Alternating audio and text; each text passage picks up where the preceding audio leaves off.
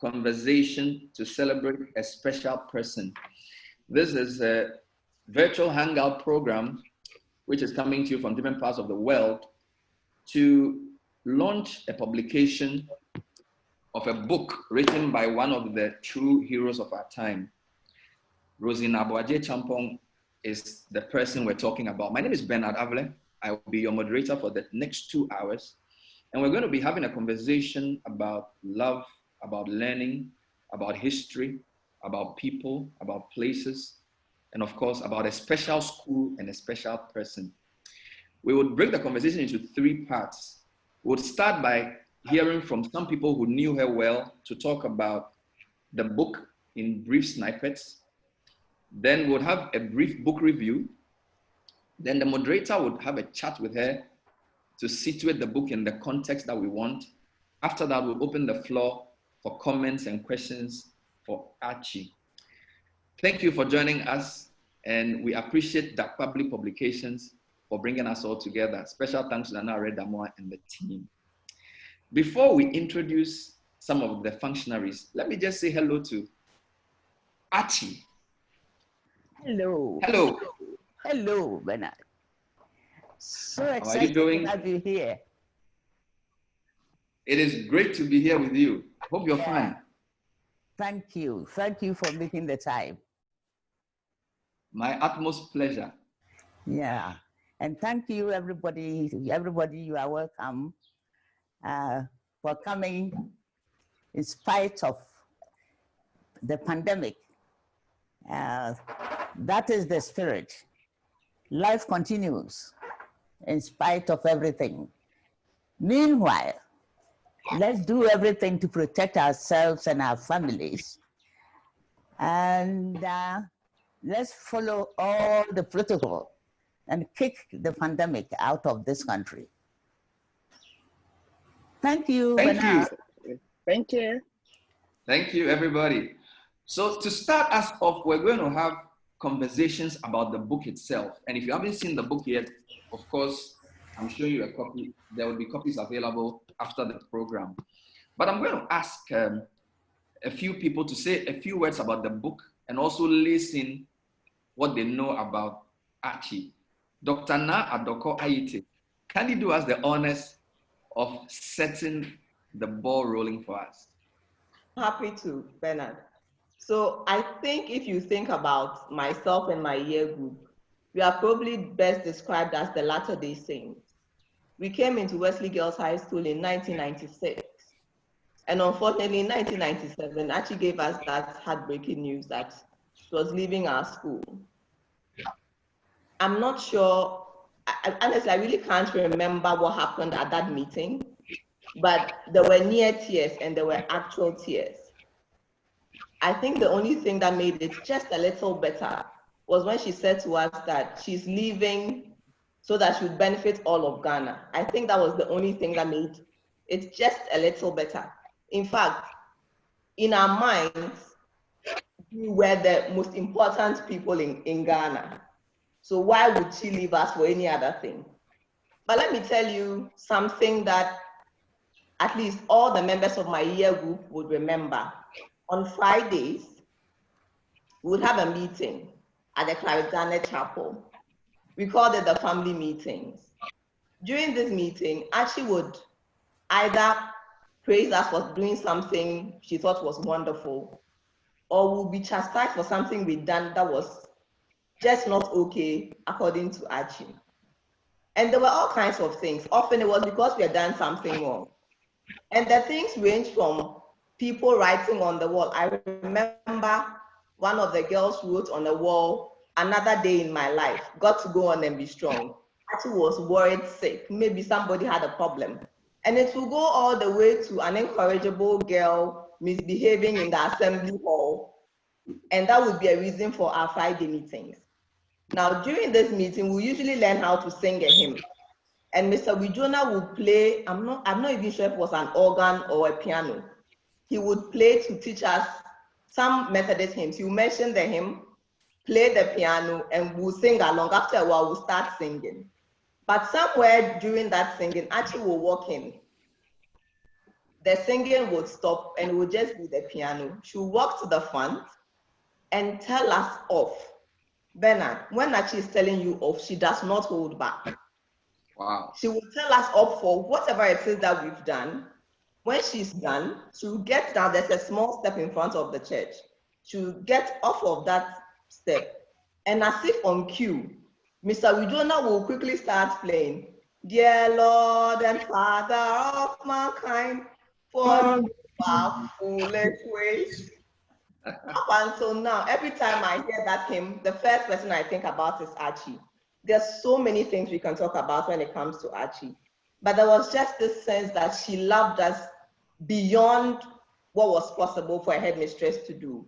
She was interested in everything that was concerning our education, our health, just our being Wesley girls. I don't know if you've seen us, but we even have a way we walk. It's because if Archie was walking behind you and you were throwing your legs about, she'll be quick to say, take short steps. Immediately you know Archie was behind you, and then you start walking like a lady.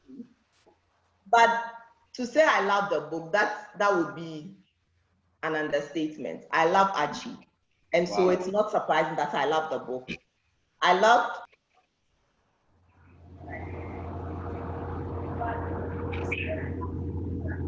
Something's wrong. Now, we lost you for a minute. If you can come back and tell us why you love the book. So there are lots of things I like about the book. Reading about the beginnings of Archie and how she even made it to Wesley Girls High School.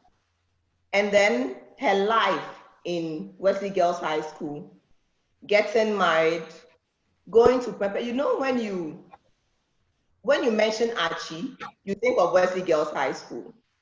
But it was interesting to read about the time she spent in Tamale, the time she spent in Prempeh, and you understand why she was the way she was. All of that influenced who she was.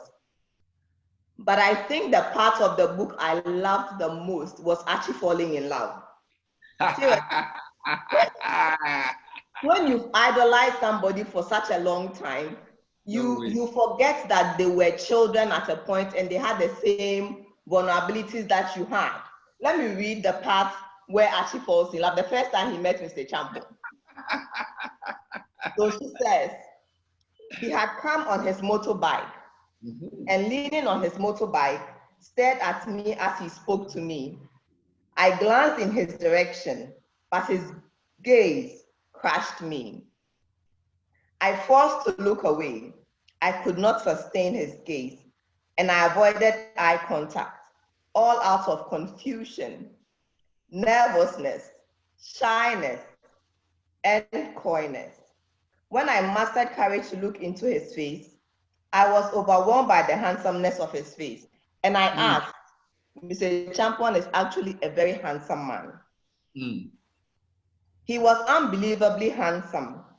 And I was to carry this handsome face in my mind all the time after he had left. When I lay down that night, I remembered this handsome face. I slept with it and I woke up with it. When I was reading this part, I said I remember in 2000 when I thought I was madly in love in Lagos, lying on my bed in Volta Hall. And I'm like, well, I actually went through the same thing. That's just how life is supposed to be. Mrs. Acheampong, we love you, and I'm sure you know that. Thank you so much, Dr. Na Adokwaite. I think you've given us a nice intro, and we'll follow your lead. There's personal story and then the excerpt of the book. So let me quickly move to Mrs. Linda Kujo to tell us a few things. Linda, you have the floor. Thank you, Bernard. Yes, where do I start? Actually, I think I'd want to start in the pub in England. And it was one evening, one late afternoon in 2012, where the incorrigible year group of 83 took Archie to a pub. We met there, and as she says in her book on page 342, we ordered her an orangeade. The waiter brought it, and then she said, I'm not having that. having a mini beer. And we looked at each other, we thought, Archie drinks beer? And one of us said, I think it was either myself or said, and it probably was me, because I'm normally the talky one. So I went, you can't drink beer, it's not good for you. And she said, mind your own business. I'm drinking beer. That was a fantastic evening. Now, we went there, and amongst the things that we talked about, and we talked quite deeply, actually, we all came feeling very, very weary after that because we were drained. And we told her all sorts of things, including the fact that when we were in school, we actually thought she hated us. Wow. But right after we'd said that to her, we actually read her a citation. And that citation is in the back of the book. And that was when by the time we'd finished that citation, we were all in tears, including Archie herself. It was a very emotional time. Now, why do I say that? Some of the words that we used in that citation were articulate, resourceful, courageous, humorous, intellectual, and eloquent. And as I read the book, I thought, actually, who says we didn't know Archie? We actually do know her very well. What we perhaps didn't know was what had formed the Archie that we all knew and loved. So that book put a lot of context to what we thought we knew. And my question is actually to anyone who reads the book, who says this story is not one of destiny? Archie had the qualities from birth. Wesley girls took those qualities and nurtured them. The story of Abuajua started from day one, that 10th day of January in 1939. And one cannot miss those threads of destiny weaving through this life. How perfectly the jigsaw fit, it all comes together. Because if we think about it, Abuajua was actually meant to be married off, to have children, bring them to the family home, and her brothers look after the children. Because that was the norm. But actually, that was not the norm for Abuajua. And Wafa Denchi made sure that it wasn't the norm for Abuajua. It could have been a Brie girls. Poor Brie girls, sorry. Wasn't to be. Wafa Denchi made sure of that. Yes. The common entrance results, they ended up in a village in Ashanti region. Destiny read its head again, and it wasn't to be. It found its way back to Pepiasi. At the time that Archie took over from Miss Garnett, Wesley girls needed a firm hand, but also a hand that could negotiate the intricacies of politics that could not have played out in an expert setting of headmistresses. The school was actually at a crossroads. There was only one of two ways that it could go, and the world was watching. And actually, that is what our citation talks about. Right from the start of the book, Archie tells the story of how she was molded by Mommy Dearest, Mommy. That was tough love. It was stern, but it was loving. And it was instilling those qualities of a lady. And who says a lady cannot be born in a village? Mommy clearly played a massive role in nurturing and molding Abuajua the impossible. Wesley girls took Abuajua the impossible, Mommy's handiwork, and finished it off. In the book, Archie says girls come to the school, they are dismantled, they are put together, and they're allowed to grow. What that means is like the potter, the school works with what they have. The elements have to be there to work with. And Archie had it all there, thanks to Enopukwa, Mami, and Mama. Thanks to those three, and may they continue to rest in peace. Abuajua was not impossible. She was intellect, she had courage, and she had eloquence. The seeds, in my view, of destiny. And it is these qualities that she had and that were nurtured that led Archie to teach us to be resourceful, self-reliant, and self-assured. This is a trait that comes through the book. If you think about it, the wannabe dressmaker who made clothes for her doll, for herself, and for her kids, and how I would die to see Nana Kofi in those handmade, mummy-made pajamas. Can we have a photograph, please, Archie? But this tells the resourcefulness, and the resourcefulness actually that was instilled in us. And I remember when we were in sixth form, upper sixth, where we were organizing a fun fair.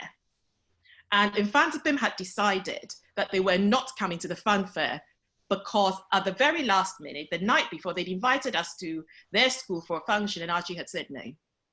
We were literally on the floor begging, rolling and begging. She says, you don't need the boys. And we said to her, Mrs. Acheampong, if we don't go to this fun fair, the boys will not come to our do tomorrow. It's a fundraising day. She said, you don't need the boys. We said, we beg you. She said, no. We didn't go. We had the fun fair and we raised 20,000 cedis in those days. Wow. Resource. Wow. Now, in conclusion, I just want to say, Abuajua the Impossible grew through Archie the Incorrigible to Archie the Resourcefulness. So when you call us incorrigible, Archie, I think we took it from you. Against mommy's wishes, you go to live with mama so you can go to school. You convince your mom to keep you in school. You drag OC all the way to Pepiasi to convince your mom to allow you to continue to school, to sixth form. But actually, when OC gets there, the deal is done, decision is made. In my view, this is destiny. To all reading, that is the book.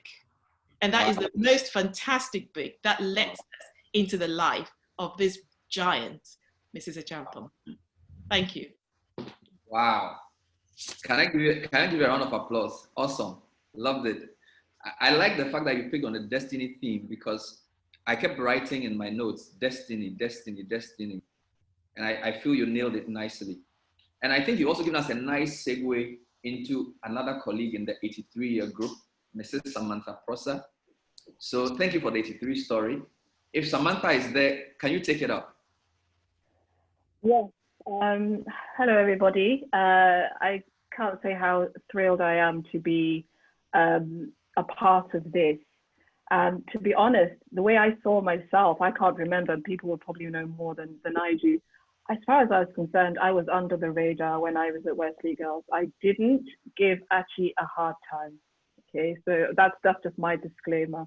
All I remember of Archie was like she's come and she's walking, that walk and that look, which was very much, yeah, I'm on to you.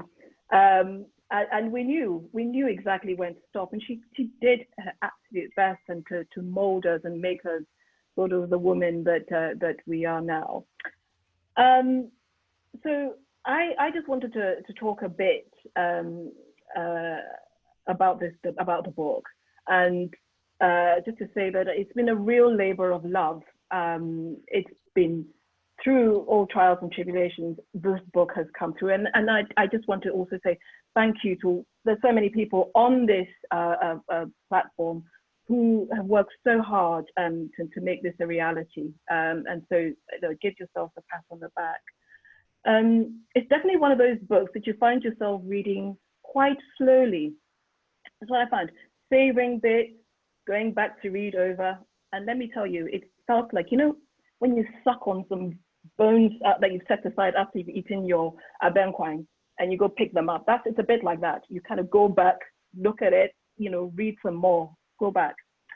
On my Kindle, it said 8 hours of reading. Let me tell you, it's not true. You can only do that if you're skimming through the book.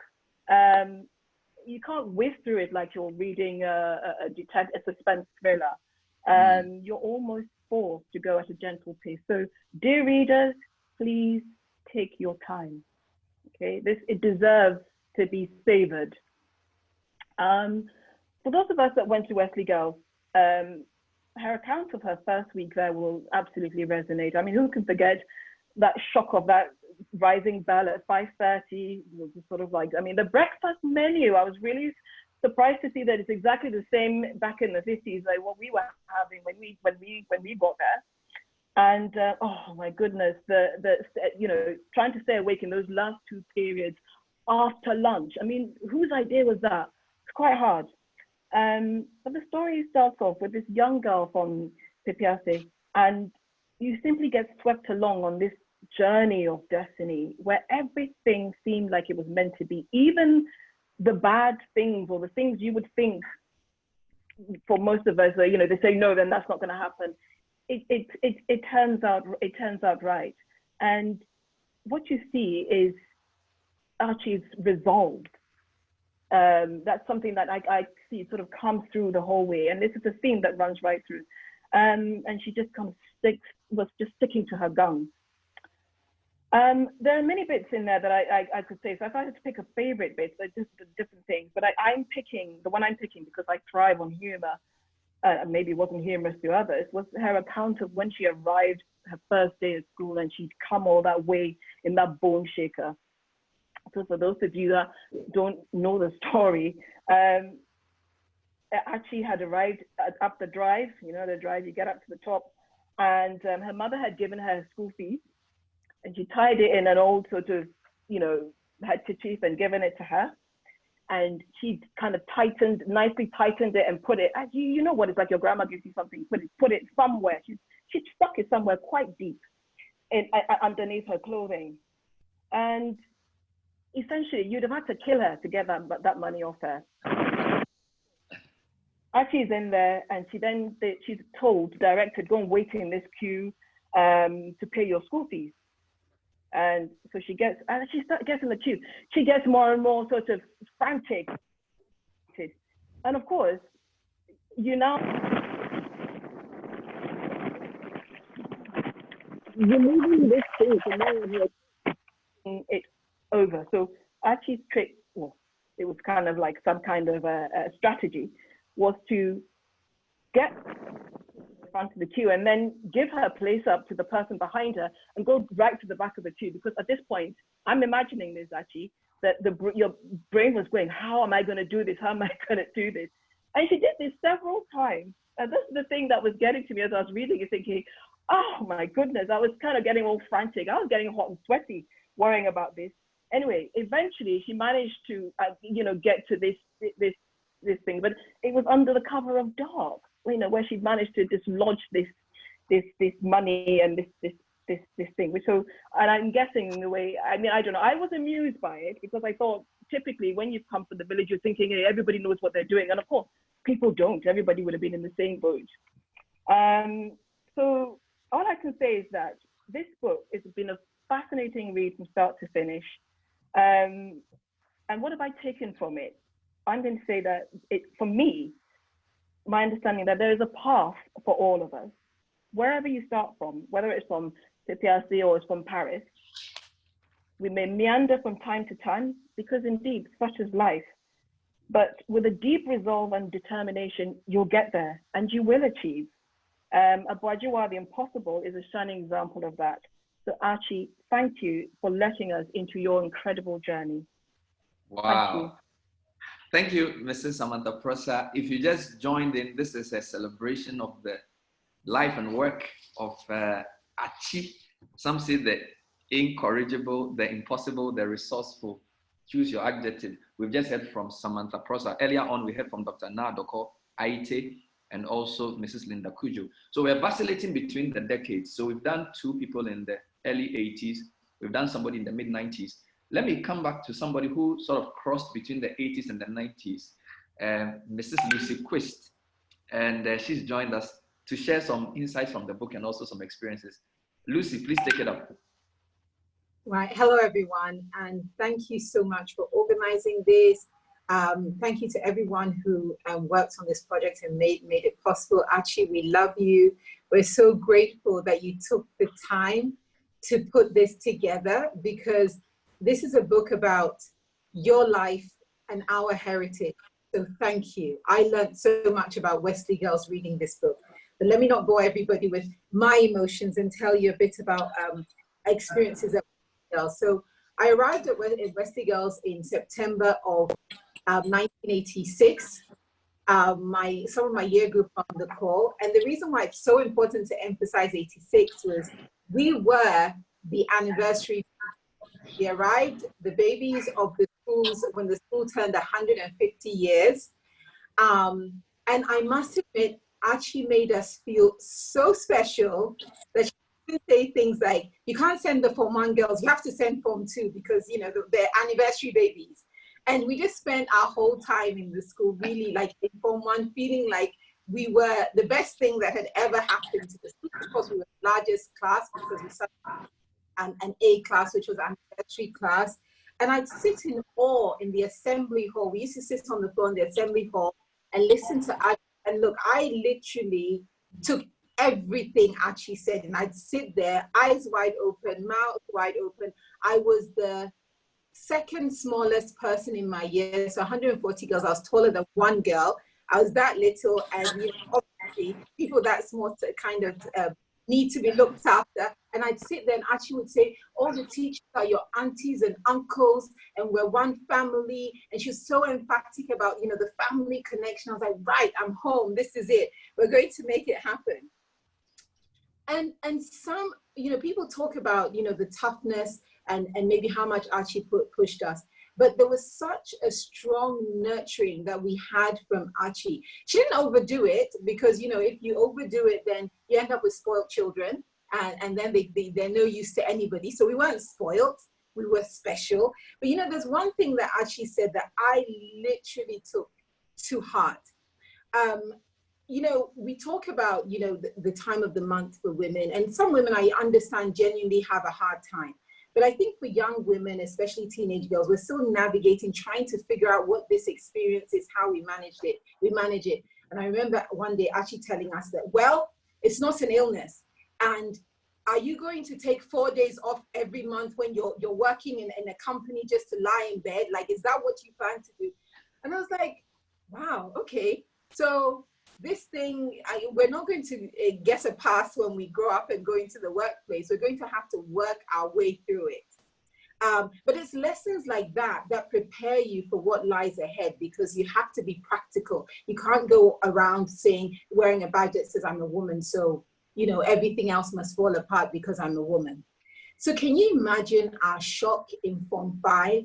These such special anniversary babies that we were sitting, I think it was a mock exam for our O-level, and maybe we spent too much time revising. So we were you know, relaxing, chatting when you should be preparing for an exam.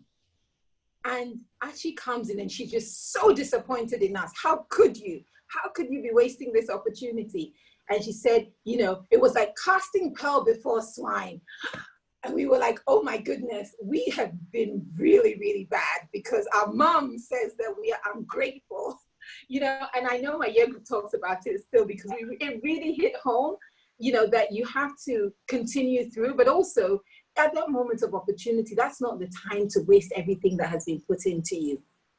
So look, when it comes to stories around our time at Wesley Girls, gosh, we could go on, but I feel that I was put in a position where, yes, I had to stretch, yes, I had to work hard, but I also felt nurtured.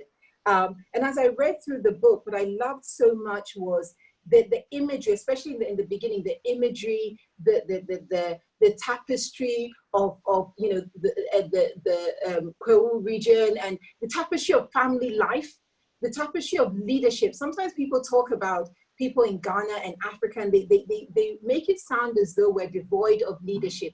We have had leaders for generations. We belong to families that lead, and yet we are made to feel that we have no. When you read Archie's book and you understand the leadership and the understanding and the complexity of the family setup, you start to understand that there is more to us than what people tell us about. And, you know, in the interest of time, I just want to tell you two things that struck me. I was struck by the notion of Archie being on a diet. And I thought, wow. So Archie also had the regular whims of wanting to be slim with her friends. Like they were going on a diet and not eating as young teachers in Wesley Girls so that they would look good. Wow. but I was even more struck by Archie's humor. I mean, there's one page I read it, and I had to read it out loud to my husband. And I'll give you the context. The context is that my husband went to Acheampong school. So I'm just going to read that very short excerpt, not a full page, and you'll see why I laughed. And I had to read it out loud to my husband because the humor was just too much. And I know people think Archie's all strictness, but there's lots of humor in there. So the bottom of page 410 starts, "Gay husbands, I congratulate you on your good taste, which is obvious by your choice of wives and partners. It takes courage, confidence, magnanimity, and a spirit of discernment to husband these brilliant freaks." This one. "I hope you have a sense of humor. If you are a gay husband and you're not of the Kwabuche stock or Motown breed, chances are that your wife would be marking, critiquing your grammar, pronunciation, and diction. But do not worry. At the first sign of morning sickness, she'll get her bearings right, be properly oriented, and have her priorities right. She'll not only forget her own grammar, she'll lose her cosmetic purse and replace her key and misplace the keys to her jewelry box. Her characteristic way of walking, head high, square shoulders, legs together, short steps, which she learned at the same time as Archimedes' principle and Pythagoras' theorem, soon give way to the waddle of a duck.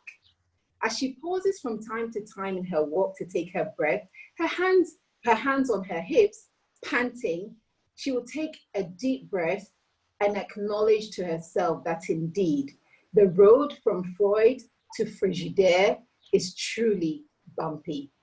Thank you for all the love. If you haven't read it yet, please make sure you do. Thank you, Lucy, and thank you all for giving us such warm and insightful angles to the book. This is a special program to celebrate the work of Archie. They call me Archie. It's an amazing journey of destiny, and very typical of you, the ladies. We have 40 minutes for 6 speakers, and you've taken 35 minutes. So now we have to squeeze the 2 men into the rest of the time. I guess it agrees with Archie's mantra. You don't need the boys. So they don't need us, but we are here. So Dr. Yalbeku, I'm going to give you 3 minutes to do what you can. And you need to let people know you're not there. There are two, there's a Yalbeku that goes through the book. I think you need to first explain who you are, because you are not that Yalbeku, the original one. And then see what you can do in 3 minutes. Thank you, Yal. I'll try. So I'm Dr. Yalbeku. I'm Archie's favorite nephew. And I'm going to, the book is so good that I bought 2 copies already. And I'd like to touch on 2 parts of the book. I don't know if I can do it in 3 minutes, but I'll try. The first was a story that Archie and my dad had already told me several times. But when I read it, I laughed and laughed and laughed, because it was when they were in Pipiase, they had gone to Cape Coast. My dad went to Infansfilm at the same time as Archie.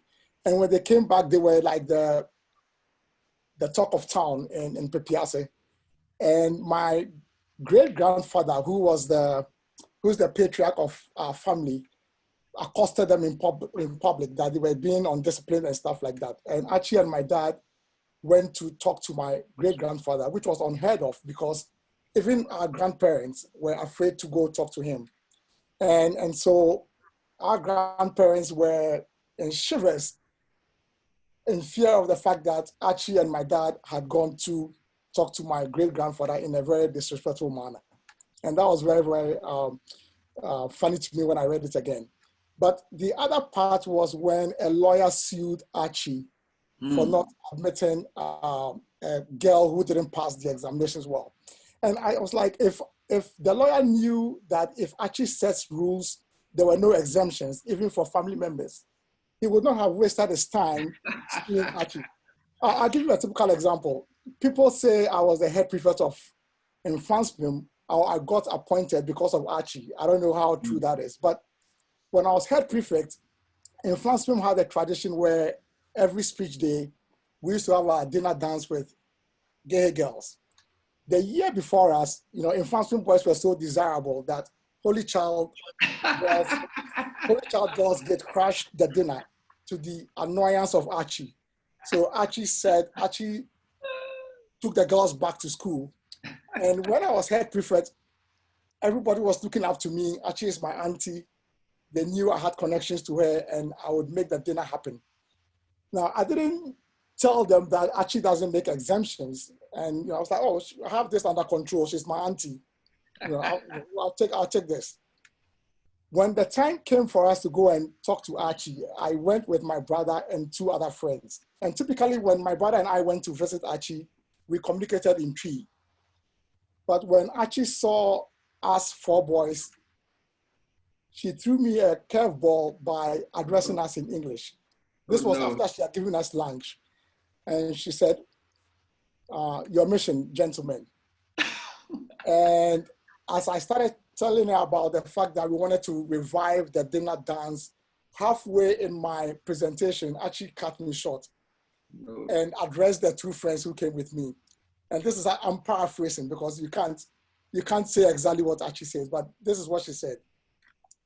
Look here, if you think you're going to use my nephew to influence me to change my decision not to have a dinner, you are wrong.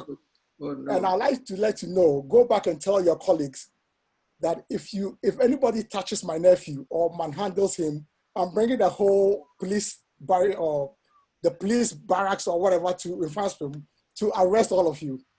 So she didn't give, even though I was so close to her, she still insisted that there was not going to be any dinner, formal dinner. In the end, she tried by asking the girls to come have dinner with us in the dining hall, after which we went to the assembly hall and watched drama. So halfway, she kind of met us, but she's one who doesn't make favors. And if Ghana had 3 of Archies, we would be much, much better off.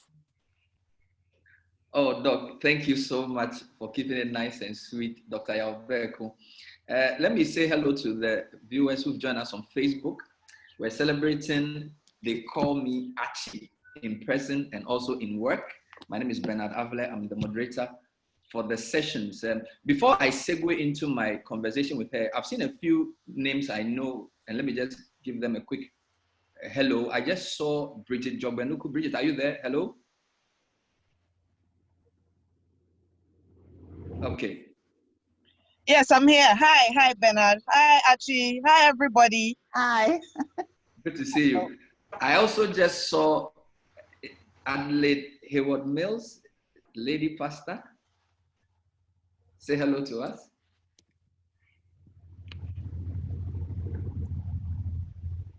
I think your mic is off. Put it on.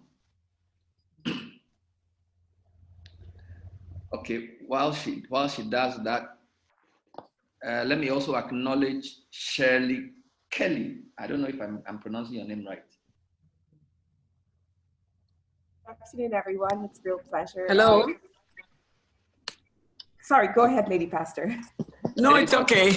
When you're done. Brilliant.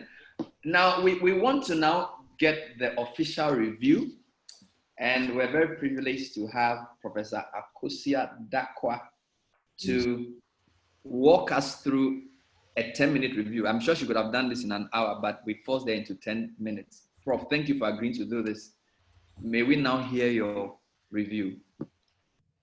Good afternoon, everybody. Good afternoon, my mates and seniors, juniors. Good afternoon, Wesley Girls family. 10 minutes. So this is a book about Archie, no doubt. So says the title. But it's also a book about our history as a Ghanaian people. It highlights the long-standing migratory patterns from northern Ghana to the south for work, the damming of the Volta Lake for electricity, and the losses therefrom, the ever-important role of the guitar in Ghanaian high life music, and the origins of jazz. Now, those of you who do not know, this has nothing to do with music. This is also a book about destiny, the role of teacher Mankwa and his wife, her first role model, Wafaden Chibeku, whose singular decision that she should attend WGHS and not EBRI changed not only her future, but that of many of us participating in this hangout.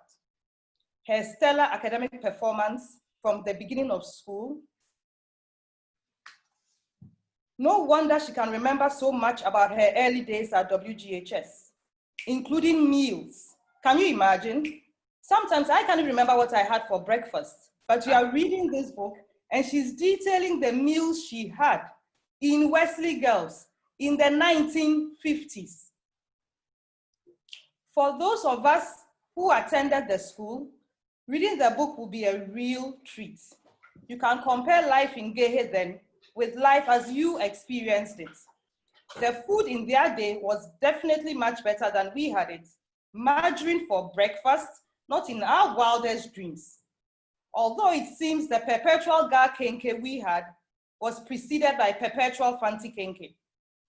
Nonetheless, we probably were better off because I shudder to think of Archie showing up in an academic gown to call out names and positions at the end of each semester. That would have been truly something. And then there's the juicy bit about letters. But I'm not telling you. You all have to buy the book to find out what happened when letters from the likes of Kwaiotre boys showed up in Wesley Girls. Buy the book. So you'll also find out the origins of some of the words actually drummed into our heads often. Incorrigible, one of them. And then there are the stories about her time at Legon, none of which I dare say the current generation can identify with. It describes a time past and sadly displays how much has changed in our tertiary education system. Perhaps the best part about that section is the part about our Archie.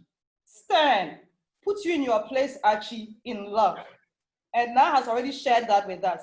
Who can imagine that? It reads way better than a Harlequin romance, trust me. Mm-hmm. Archie's biography is also about disappointment and getting up when one falls. It's about courage in the face of distress. It is about making the impossible possible. Students can't afford sanitary towels? No problem, make them yourself. Mind you, this is long before the NGOs of this world had discovered the problem and the solution. While for many, Archie is associated with Wesley Girls, it is important to note, as has already been said, that she made a positive impact on students in the 3 geographical zones of this country. Prempeh College in the Central Belt, Tamale Secondary School in the North, and of course, good old Gehe at the coast.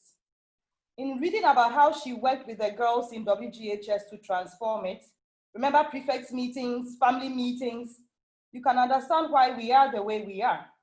Archie's philosophy that underpinned her interactions with the girls was based on respect for young people and an abiding belief that young women were fully capable of achieving whatever task was set them.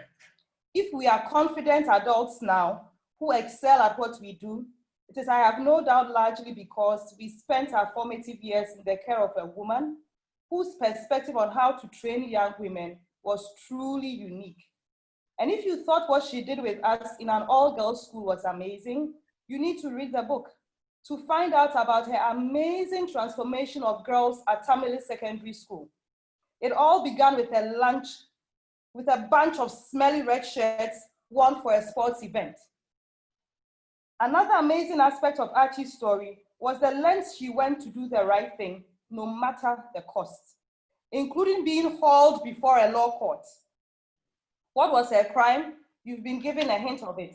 But you have to read the book to figure out how Archie showed them that it is always the best thing to do to stick to what you believe in. And for anybody in a leadership position, this is a book to read for insight into what it takes to stand firm in the face of opposition, to be courageous, and to do what you know is right, even when all else tells you to do otherwise. Finally, it is important for all of us to remember that while we like to claim Archie as our own, she shared her talents with the whole nation, really, because her career did not end at WGHS. She spent her final years working at the Ghana Education Service as the Deputy Director General, the first woman to be appointed to that position. There also, you can find out her impact on GS overall if you read the book, for I'm not telling, although Dr. Yalbeku Jr. gave us a bit of a hint on that too. The book ends with Archie sharing her personal life with us and giving us insight into her life as a grandmother and the antics of her grandchildren. Needless to say, Rosie, named after good old Archie, is a force to reckon with as well. For what she can get up to, you have to buy the book. It reads easily. Archie writes extremely well, and she has tons of phrases that will amuse you to no end. My favorite is the story shared by Yalbeku Jr. about her trip with her brother to see their grandfather. As she put it, they set their faces to their grandfather's house to tell him off, emboldened by the indignation of self-righteousness. You should read the book to discover what her grandfather did to them after they showed up with such indignation. Can you imagine the audacity? I read that and I think, no wonder she could understand that. She'd been there before, done it, gotten reprimanded for it, and turned out the better for all of it. This, however, is not a book for the faint-hearted. It runs 450 pages long. To get through it, I will leave you with my favorite message from Archie, one delivered at assembly on the last day of a school year when we're all itching to go home and just wanted her to get it over and done with so we could go. There she was, speaking slowly, shaking her head for dramatic effect. Never give up. Never, ever give up. Never, ever, ever give up. Never, ever, ever, ever give up. I'm sure you get the message as I did back then. You will need it for the middle of the night when you are tempted to skip some pages to get to juicier bits. Or better yet, when you want to skip to the end. So you can also say, I finished it on various WhatsApp platforms. When you are tempted to do such a thing, remember Archie speaking to you through me. Don't give up. This book, all 450 pages of it, is well worth every line and will leave you with many lessons and food for thought. Savor it. It's like wine. You sip it slowly. Take your time with it. And if you don't have a book, you are missing out. You need to get one to join all of us to enjoy this real treat given to us by somebody we love and cherish so, so much. Archie, we thank you, not just for your gift of leadership showered on us, but for taking the time at your age to give to us this lovely book, one that I'm sure will stay with us for years to come. And for the rest of you, get one as soon as you can. It is well worth it. Thank you.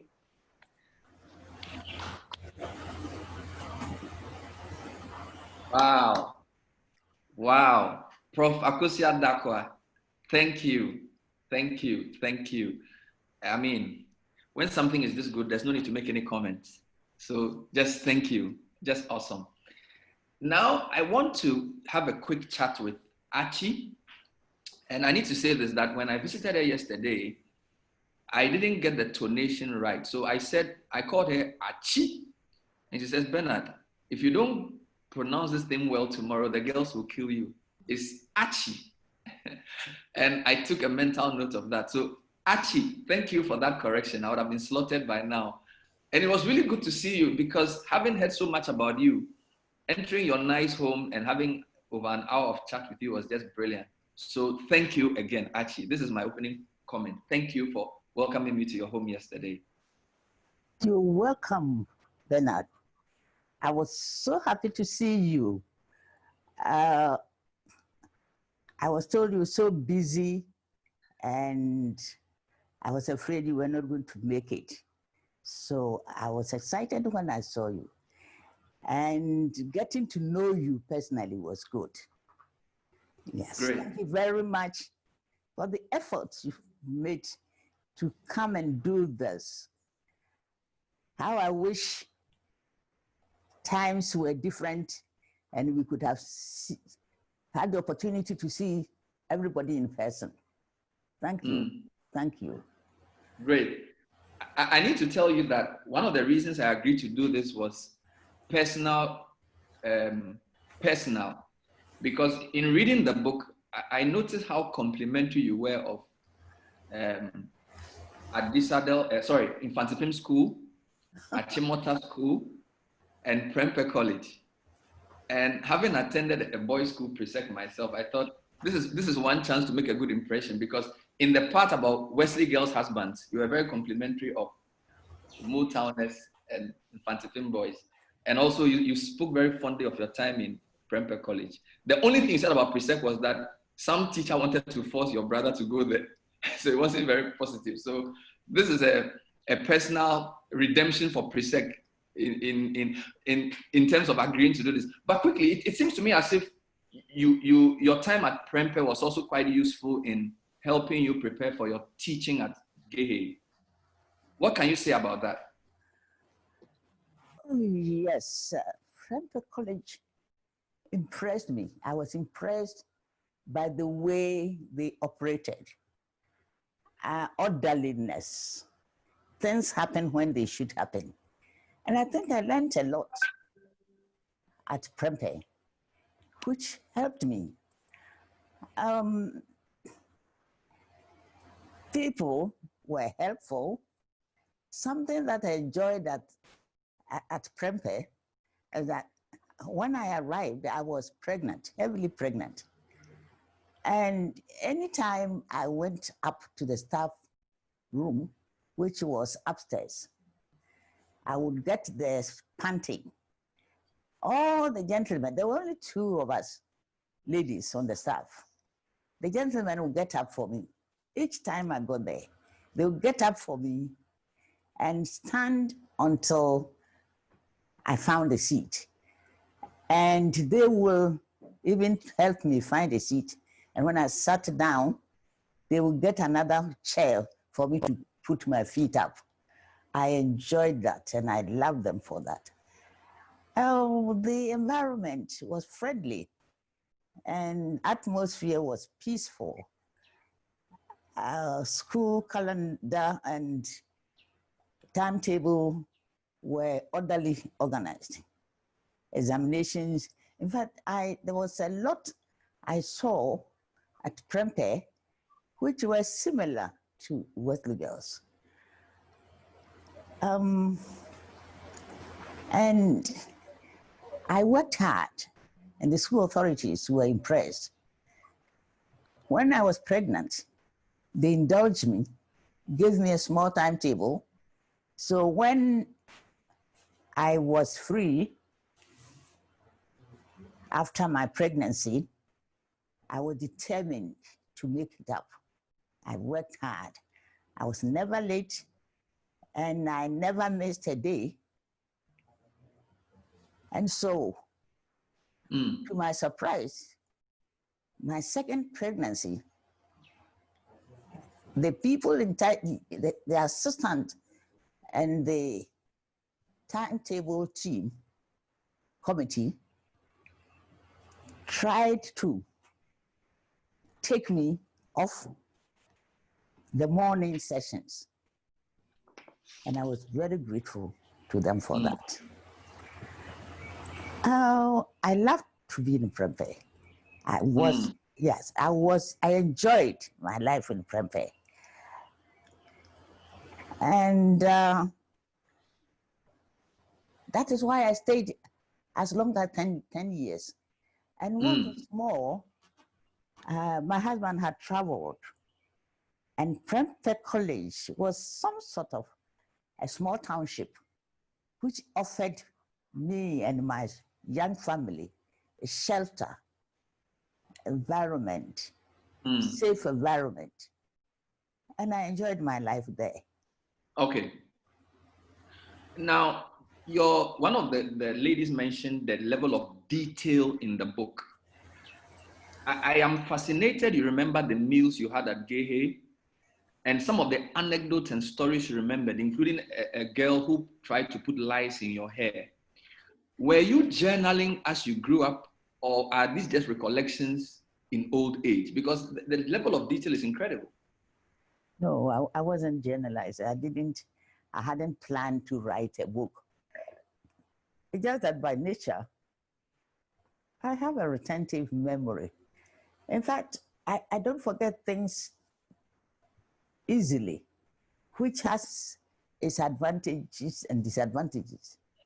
I remember a lot. I remember the names of all my students, most of them. If you mention them, you mention anybody, I can tell you which year group or which class. When I meet them, or even when you mention the name, I can put a face to the name. It's something I enjoyed. I was committed to whatever I did in Wesley Girls, and I had time for whatever I did. Great. Let me come to the theme of destiny. I get the impression that your childhood molded you for this role, and I'll give you 2 examples. You can comment. Your strong matrilineal roots, but very difficult men. Your grandfather on the maternal side, almost like a bully, chauvinist type. Your father's limited role, having 5 brothers, and that type of upbringing, it seems as if it prepared you to become what you became. I don't know if your reflections on that, the extent to which your childhood and the early years prepared you to do the kind of thing you did in the life of ladies in your later years. In fact, I wasn't going to go to school. My mother defied the head of the clan to put me in school because she herself had wanted to be a dressmaker. She had her sewing machine. She was put in an apprenticeship with a dressmaker, but she had to drop out because she couldn't read the tape measure because she didn't know numeracy. So, I mean, she had all boys. So when I came as a girl, my mother decided that she will bring me up to be a dressmaker, take her machine, which was sitting at home, which I did take and did part-time sewing, but I should go to school. Her only daughter should go to school so she could use the tape measure and become a dressmaker. And that's why I went to school. When I was in school, I was doing brilliantly well.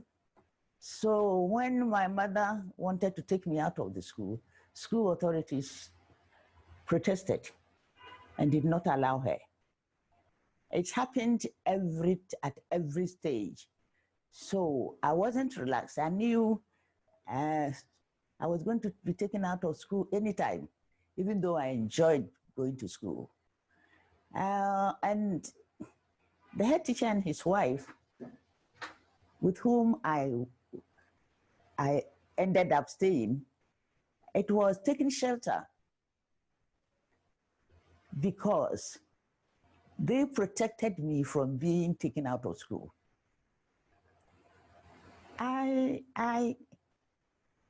Part of my story actually is the triumph of the girl child. I have 6 brothers. I was to go and be a housemaid for somebody, and my wages was going to be used to look after my brothers. And when they grew up and made it, they were going to look after my children. So I was protected by people who were impressed by me in school. And that is where a lot of the destiny thing came in.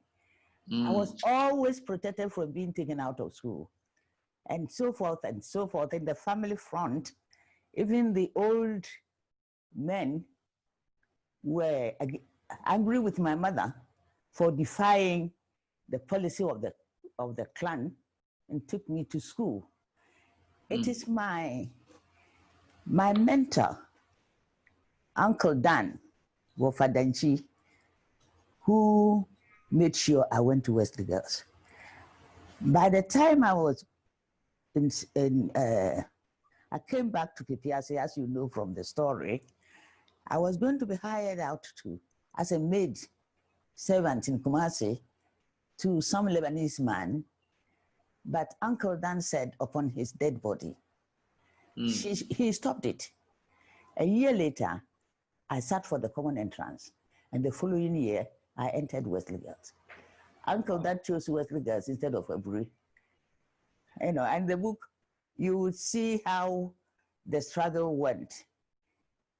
The choice of school, wrapped, cancelled, and you know, until there was a hole there. And my uncle quarreled with the school authorities. And finally, I got to Wesley Girls. Destiny, there's a lot. Divine intervention, sometimes I called it. Yes. You know, I was meant it was meant to happen. Even in my adult time, in my old age, I sit back, reflect, and I'm in no doubt that there have been a lot of divine intervention. It's as if some presence, divine presence, putting the story or the events back on course if things were being disrupted. It's amazing. Yeah. And one of the strongest that I discovered when I was writing the book is that when Miss Garnett, the last missionary and expatriate, wanted to leave and they were searching, at that time I arrived in Cape Coast. We were meant to go to Kumasi. As you must have noticed, I followed my husband on his transfers. That year, my husband's schedule was changed. The Ministry of Agri changed my husband's schedule and made it possible for him to be transferred to Cape Coast. There wasn't any branch of his schedule in Cape Coast. We were meant to go to Kumasi, and a telegram came transferring him to Cape Coast instead. And that one for me was amazing. And when I finally settled in Wesley Girls, whenever my husband got angry, he would say, "You brought us here. How do you say you know?" And we used to laugh over it, but it was true. It's because of me, my husband was transferred to Cape Coast. Amazing. That part of it is my amazing journey. And when I arrived and I went to greet Miss Garnett in Wesley Girls, when I arrived in Cape Coast, living at Third Range, I went to greet Miss Garnett. A week later, Miss Compton wrote a letter from England to say that in her life, her prayers are usually answered in dramatic way, but my coming to Cape Coast at that moment beats all, everything. And apparently, she had been hoping that I'll come back. According to her, when I left school, she never let me go in her mind. Wow. And as the senior prefect, he's been thinking of me and hoping that I'll come back to the school in future. But I didn't have that. I didn't think of it. It's true that when I was elected senior prefect, 3 years, and the job and everything and commitment, that's when I started carrying the school in my heart. And I never let go of the school in my heart. But I wasn't thinking of becoming headmistress. When I got married, I gave up all hope of coming back to Cape Coast. Okay. You said somewhere that you owe everything to the students. You owe everything to the students. You keep saying that. Why do you keep saying that? Yes. When I got to the school, I faced a lot of challenges. From, I'm a tribal connotation. Really? Yes. I had a lot of trouble not being fancy, not coming from Cape Coast. Okay. And I faced undermining from some of the teachers. If you look at somewhere, it says, my first speech day. And on my first speech day, when the Obroni had left, my first public performance, the acting assistant headmistress, who was with whom I planned everything, and she was to introduce the dignitaries. An hour to the speech day, she sent a student to come and tell me that she couldn't attend the speech day, so she didn't turn up. I don't know. And I had been smelling a bit some type of sabotage here and there. I chose a student to come to do it, to perform on the program.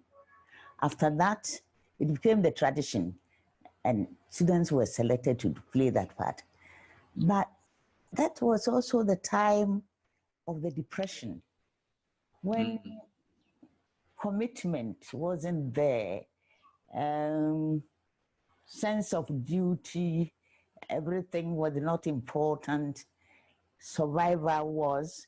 Teachers after school would go looking for essential commodities. So after school, the students were left on their own, and they became unruly. The first time I went to the school, the student of Wesley Girls heckled me. And there was a lot of indiscipline. Now, Ms. Garnett, the Obroni, talked to me. I was so shocked, I called her and I asked her why. And she opened up her heart to me. And I saw that she needed help. So I decided to deal with the situation. As assistant, I was very aggressive, bringing discipline into the situation. Ms. Garnett was happy. She gave me free hand. Then when she left, I saw that my problem, my challenges were discipline and finance, because the business and the administrative, that all were problematic.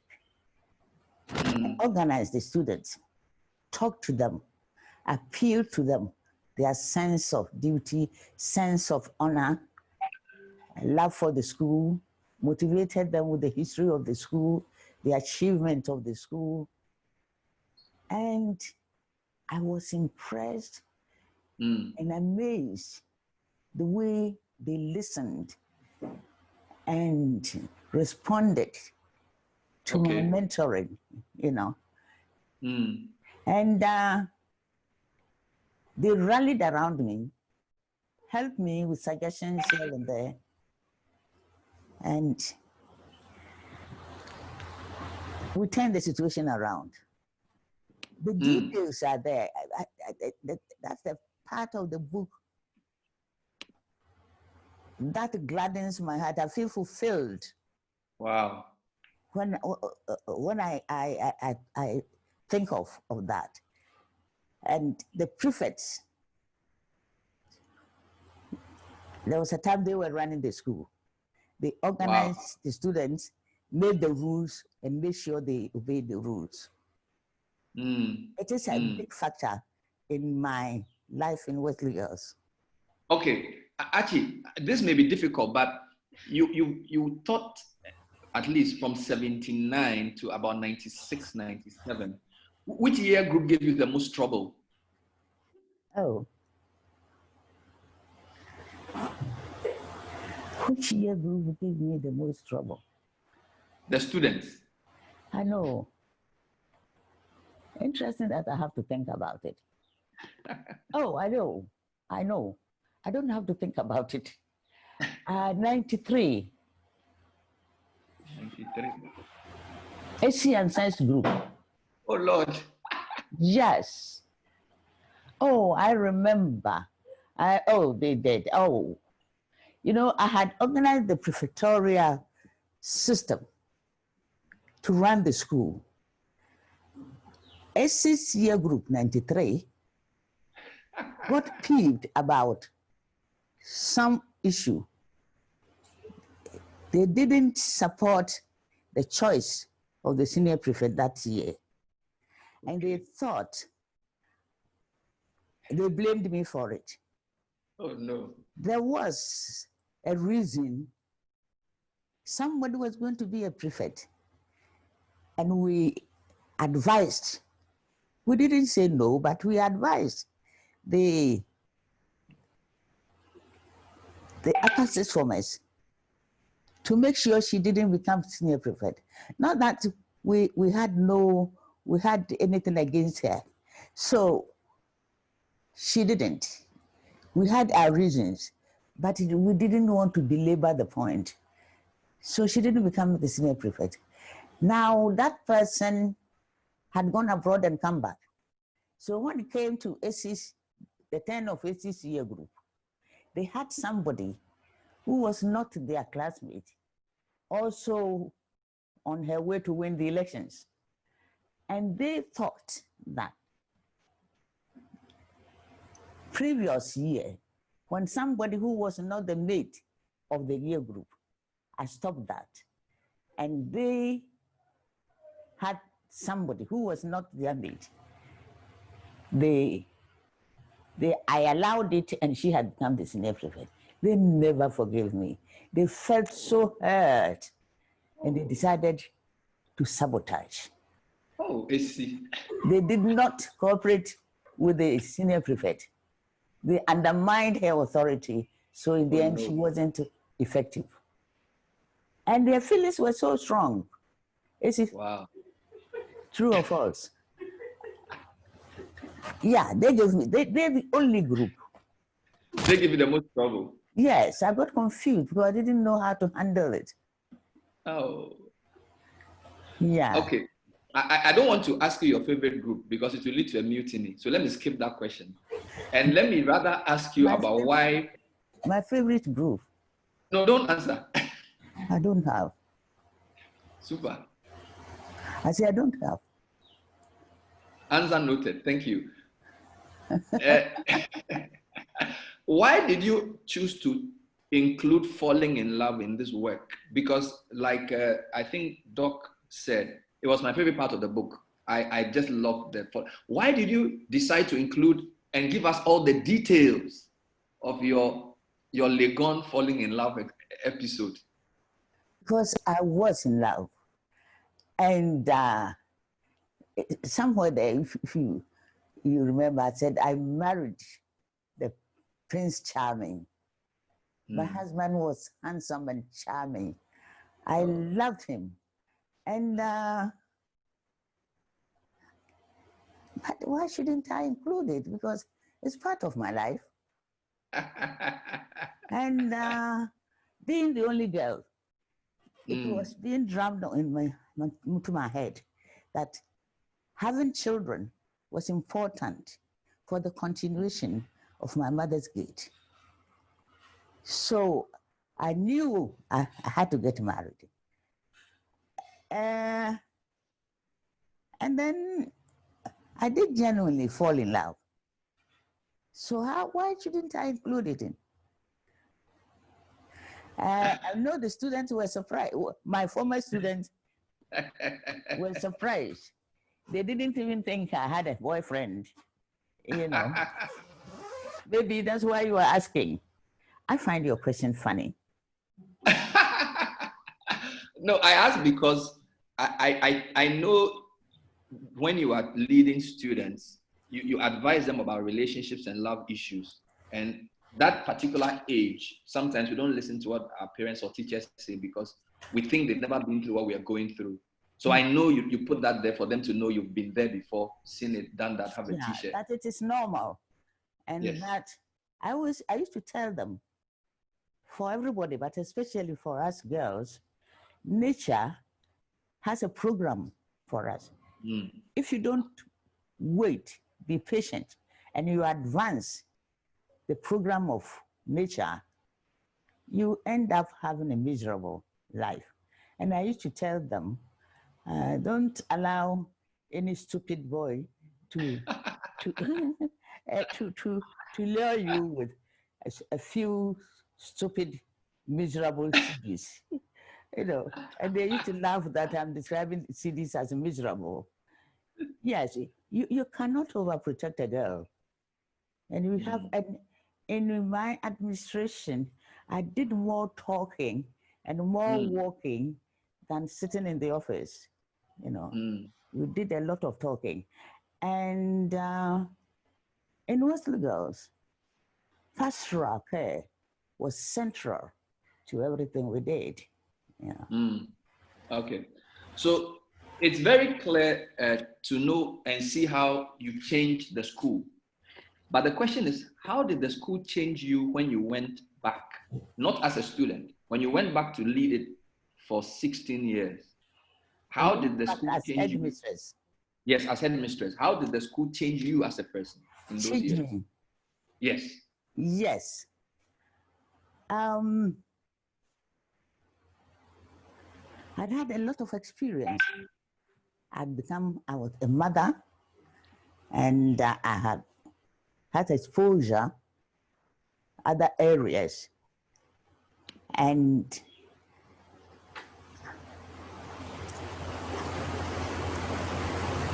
actually, what changed me was what should I say? The influence of the missionary, a senior colleague. When I met her and interacted with her, life was never the same. Life was never, I saw things differently when I was with her. And the way I reacted, I realized that I wouldn't have reacted that way. So somewhere, I don't know whether it's in this book or in a journal, if I had not seen her, met her at work, I would not have lasted that far. Yeah. She was patient. And I was the two of us, we ended up as a team. And I was learning from her. So at one time, I asked her, I know that you never get angry. You never raise your voice. Is it because nature didn't put in you the faculty that makes people angry? And she just laughed. But she intrigued me. Then she would tell me that she too wished she had that side of me, the no-nonsense part of me.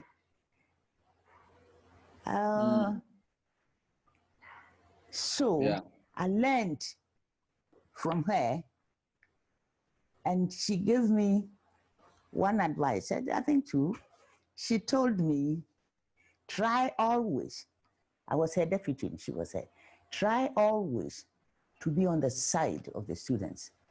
And initially I said, what nonsense? You are there to keep them on track. And then gradually I realized that was the easiest way of controlling people. If you are on their side, you see things their way. And when you see things their way, you understand reasons for their naughtiness, and you have a way of reasoning it out and dealing with it. Brilliant. Thank you, Archie. I have so many questions, but we don't have time. I just hope the process of writing the book and this conversation is enjoyable for you, because you said to me that you've been trying to write this book for a while and the students have encouraged you to write it. So I hope the process has been uplifting and therapeutic and energizing for you. I really hope so. Fantastic, it has. And the excitement my students showing really has made it all worthwhile. And I'm glad I made the effort to write it. Super. So if you just tuned in, we're having a chat with our great Abuajiwa, Rosina Acheampong. It's a virtual hangout to launch her book, An Amazing Journey of Destiny. And this program is put together by DAC Public Publications. This is the third part of the program. We've started with the first part where 5 people went through their reflections on the book. We had a very exciting review from Professor Akosia Dakwa. I just finished having a chat with Mrs. Acheampong. Now we want to do what we call the open session. And I want to acknowledge first our 70 participants on the Zoom and our many participants on the Facebook platform. All of you give us a wave. Just give a wave to all those who are watching on Facebook. Let the Zoomites give the Facebookers a wave. Super. Now, I am just going to give, let's do this 2 minutes each because we have so many people who want to go. So I will start by calling a few people, and then if you feel you need to speak and I haven't called you, just send me a message in the chat so I will mention your name. So in this session, we're going to share comments or questions. If there are any questions to Archie on the book, or there are any comments you want to make about the book or Archie, this is the time to do this. I want to start with Mrs. Sedina Agama, if you are there. Hello, everybody. As I just said, my name is Sedina, and if you've read the book, you'll see that I've had the honor of being named in the book. I feel very honored to have my name appear in your book, Ma, twice. But I think that's a demonstration of the relationship that we've had through Wesley Girls and up until now. Yeah, a lot of people have commented about Wesley Girls and what it gives you. And I think your book is an epitome of all of that. When I read the book, there are a number of things that come to mind. And I just made a list of some words that are demonstrated through your life, through the contents of the book, but also a thread that runs through all of us Gay girls. I meet many people and they say to me, I don't need to ask what school you went to, I can tell. And that always intrigues me. And I go, you can tell? And they say, oh yes, from the way you speak and from the way you walk. And that always makes me smile. Because one of the things that I would always remember about you was how you used to make me walk up and down Atra Lane. And those of you who went to Wesley Girls, you will know Atra Lane was the main central walkway through the school. And you used to stand at one end and you used to shout out instructions to me. Head high, nose in the air, shoulders back, small steps. And I remember thinking, why does she always do this to me? How embarrassing in the middle of the school. But then when I meet people now and they say, it's the way you walk, I now realize you were actually putting a stamp of Wesley Girls on me. And for that, I am very grateful. And I find myself saying the same to my daughters. So thank you very much. But back to the words, I think for me, determination, resilience, courage, flair, adaptable, fun. Those are the words that come to me. And again, I will comment on the clarity with which you describe. I feel like I've been to Kwewu. I've always wanted to go to Kwewu, but when I read your book, I felt like I'd already been there because you gave such a clear, concise description, the imagery, and your mom and your wafa, they remind me of my mom and my wafa too, because my wafa was the one who said it was Wesley Girls and nothing else. And for me, as much as my father wanted me to go to Motown, my uncle was, no way, it's Wesley Girls or nothing else. So your book, it resonates a lot with me. And lastly, the other thing that resonates with me is the importance and the value of the education of the girl child, but also the matriarch influence. I come from a home of very strong women. And I liked the fact when you were talking about your mother's sisters, that you had 5 mothers. They were not aunties and you didn't have cousins. And those were the very things that my mom always said to me. So thank you. And thank you again for mentioning me in the book. And remember, the afternoon tea is waiting in England. Thank you. Thank you. Let me bring in Nana Oye Litha. Nana Oye, take it out.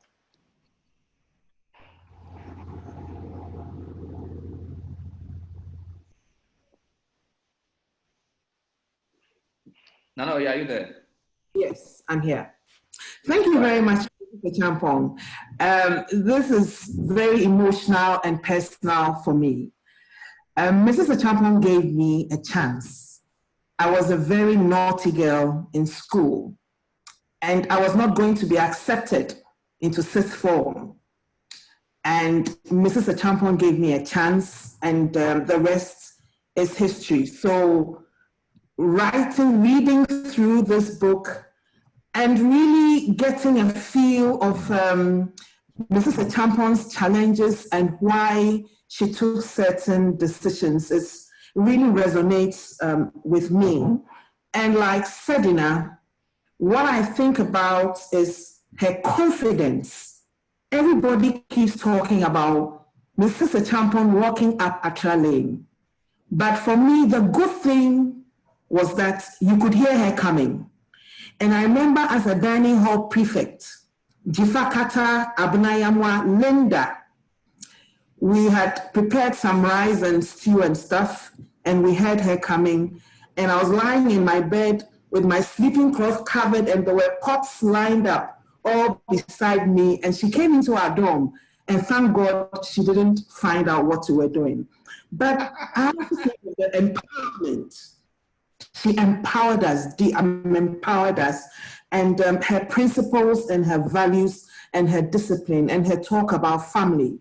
The 1983-year group is a very close group of sisters and all other groups, and we have carried each other because of the principles and what she imbibed in us, the empowerment and the confidence.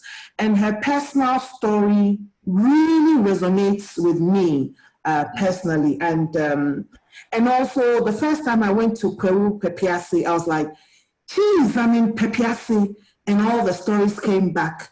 And Mrs. Acheampong was such that, like, we knew her mom. I met her mom personally.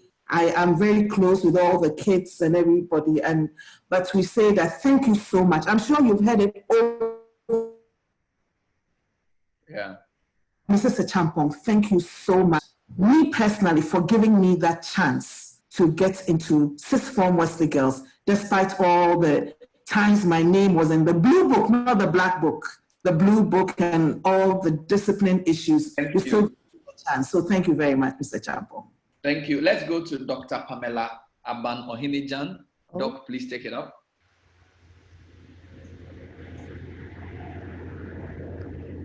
Hello there. Thank you very much, Bernard.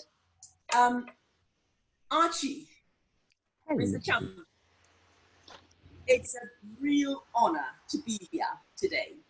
And I'm coming in against the grain because I didn't go to Wesley Girls.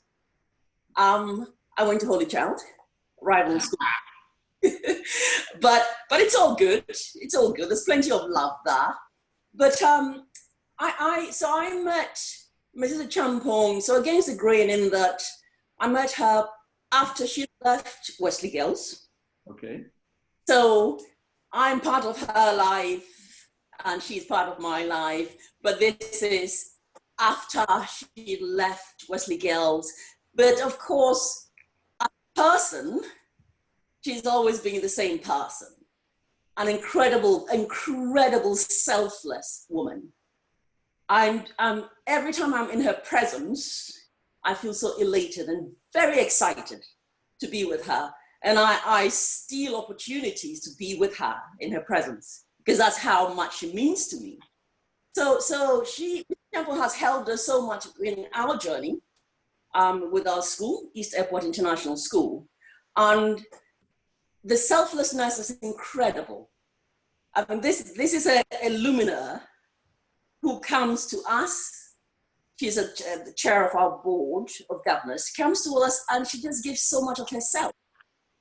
And when you look at somebody like this, who is really a national treasure, coming in and doing this, it's just an amazing thing. So reading Mrs. Acheampong's book, it just tells of herself. You get to understand the person. Because most of us see her as the professional and this great person who is right up there, who you can't really touch. And this book is telling us Well, I'm human, actually. And the humor that goes in there. So her days before going to Wesley Girls tells us about herself, what shaped her, what shaped the journey, going into Wesley Girls, post Wesley Girls. She has a life post Wesley Girls, and we appreciate a life. And it just makes you understand her. And you see the soft, you see that softness talking about falling in love, etc., etc.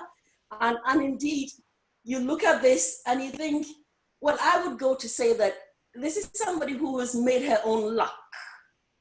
I know it may sound a bit controversial, but this is somebody who has put herself forward in positions where she has driven to some extent, her destiny. There has been, yes, in her own statement, there's been some divine intervention that has brought it together, but she has also positioned herself to make that path coincide, to lead her to where this has led her to. This lady is full of integrity. Doc, we have to cut in because of time. Okay, so with her fortitude, her courage, and her confidence, she just brings all these things. We imbibe it, it drives us through.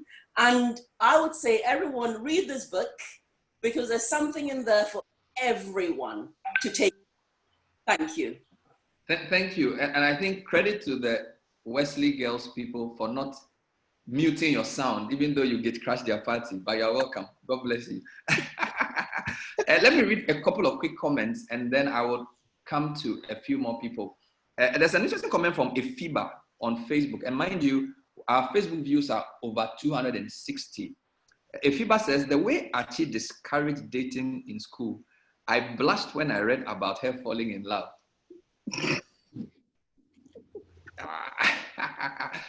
Archie, you see why that was a good question to ask. Elsie Dixon, you're laughing. Take it up. Thank you. I've been looking forward to this for a very long time, and it's a privilege to be part of it. Many people ask, what is the essence of Wesley Girls? And it's impossible to describe. But if you read the book, you get a glimpse of what that essence is. It's very intentional. One of the things Archie used to say when we were in Wesley Girls was, I'm going to try to imitate her. Forgive me. In Wesley Girls, this is not part of our tradition. And I'm sure every single girl heard my poor imitation of Archie, but gets the sense behind the Wesley Girls tradition.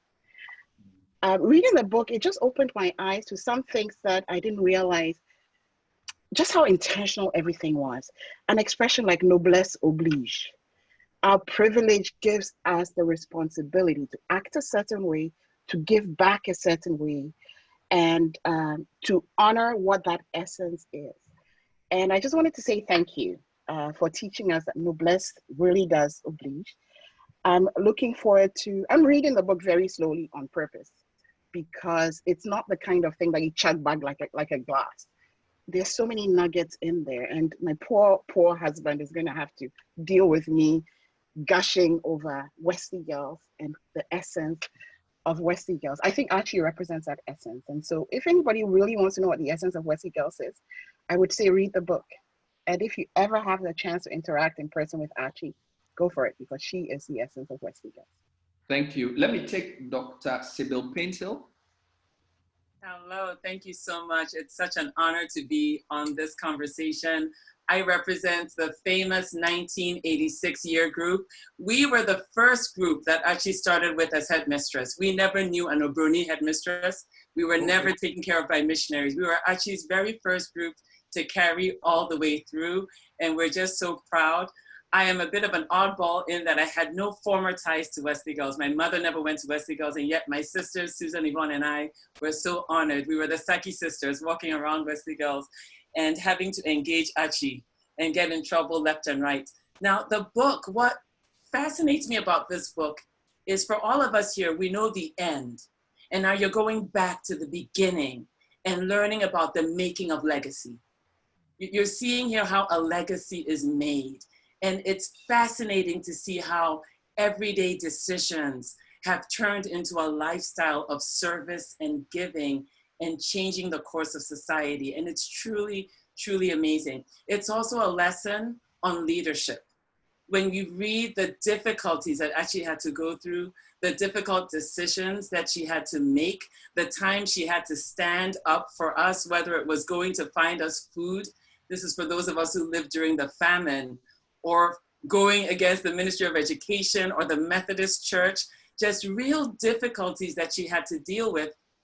The one that really got my attention actually was the story. I wasn't there at the time, but I guess this was soon after you left, and you had to tear down part of the building that the next headmistress was building and attaching to the house, and you had to instruct the architect to tear it down. I literally held my breath during that point, like, oh my gosh, how did she do that? But it's just an example of the difficult decisions that you had to make. And in today's society, we need people who can make hard decisions. And when we look at the world and everything we're going through. So if you want to grow as a leader, get this book.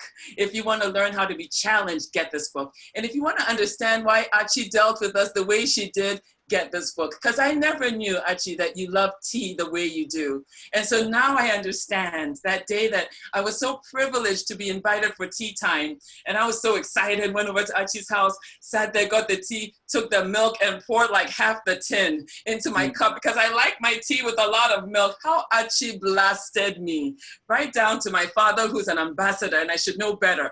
But I'm like, well, I like my tea with a lot of milk. And for years, I never understood why. After reading the book, now I know why. She took it so personally and blasted me as well as she did. Acheampong, we are so grateful. You've made us all who we are. We don't take your leadership for granted. Thank you. Thank you. I'm going to read a few more comments, and then I will take a few ladies, and then the men. We are getting extinct. So gentlemen, give me a wave. I've seen Nane Acheampong. Kwabena Ohinijan is there. Albeku, you're still there. I'll give a few men the chance to talk. I know you don't need the men, but we need you, the women. So we will talk. This is a comment from Ajua Akwo. I don't even know how you remember everyone. There are so many kids, so many naughty ones too, with a lot of smileys. Eve Kwaku says, we love you to bits, Acheampong. You really impacted our lives. One thing that always stuck with me was you saying, to whom much is given, much is expected. Thanks for sharing your story with us. We are honored to read. Catherine Donald says, she saw and immediately recognized me years after I left Wesley Girls. When she came with some girls in the school bus to Legon campus, she immediately asked me how I was before I could even greet or introduce myself. I was very quiet in school and I didn't think she even knew I existed. Oh, Acheampong. So many beautiful comments coming through. Emerald Jane Hunter. This woman single-handedly changed the lives of thousands of Ghanaian women. We've now become the pride and joy of Ghana. Another one coming in from Doris Eshan. Thank you for instilling in us that holy fear, quote unquote, to live right and respect for authority. I can still see myself fleeing from crime scenes. Just the sight of you. Okay, let me take Esi Asari. Esi, are you there? Yes, thank you. And Mrs. Acheampong, this is an absolute honor to be here. And this is an amazing, amazing session. And to my fellow sisters, the anniversary babies, I have to say a big hello. Mrs. Acheampong, you have had, I can say, a huge impact in my life. Your leadership has gone a long way, I know, with all the amazing women on this platform and those who are watching remotely. And I must say, the fact that you have inspired a lot of people is beyond even words. One thing I must say, though, I remember that one of my last trips to Ghana, I hadn't been to Wesley Girls in a very long time. I remember getting off the plane and one of my classmates picking me up 2 hours or 3 hours after I had arrived to bring me to the memorial event that we have every year. And I remember that was the last time that I saw you. And when you saw me, your words to me were, you know, I had another event this day and something told me not to go to that event, but to come to this one. And your words to me were, you were the reason why I was supposed to be here today. And that blew me away. That was so powerful. I know my family has had the opportunity to engage with you through family members, and I know your nephew Yao quite well. And so the fact is, family is huge to you. You're inspired by those around you who really show up, and giving those of us who have come through your doors the opportunity to do the same for others. And so for that, I'll say a huge thank you. And I know that your legacy will never be forgotten. Mrs. Acheampong, this is for you. You're amazing. Thank you. Thank you. Now, let me take a comment from somebody from your first sixth formers, the 1980-year group. She was known as Adelaide Baden. Now she's Lady Pastor Adelaide Hayward Mills. If you are still there, can we hear from you?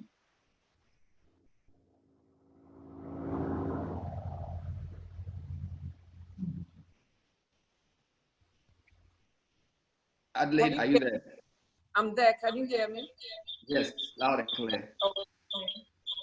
Hello, everybody. Hello, Mrs. Acheampong. It's a privilege. It's an honor. Sorry, there's some feedback. There's some feedback in the system. You need to turn something off. Really?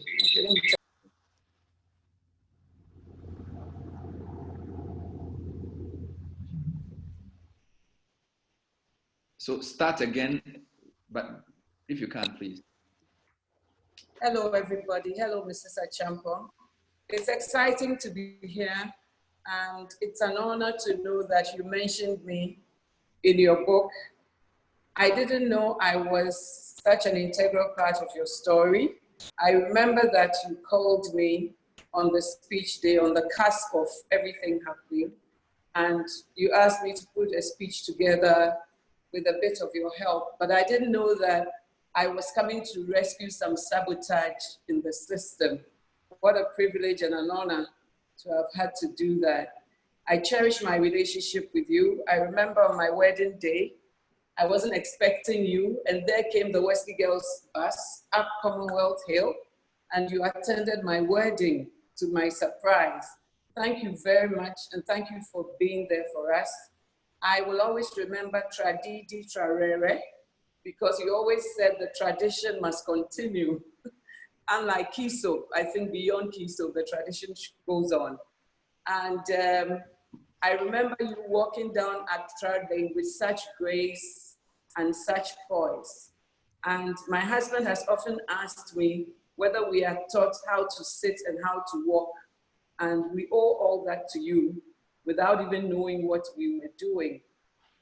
You came after Miss Garnett, so for me, I had the taste of the two. And I think that we were privileged that the baton went to you. Thank you for making ladies out of us. I also wonder sometimes how things have continued and Wesley Girls still seems to be on top and the beacon. How did that happen? But you answered it in your book. In one of the things you said, succession was important, and that the missionaries were combing for a successor 10 years before they would even hand over. And that spoke volumes to me, and I've learned so many secrets. I still don't know all the reasons why we are so proud of our school. We love our school so much, and people don't understand it. And well, that's what it is. But thank you for the building blocks, for your contribution. May God bless you. I will always love you. I will always support you.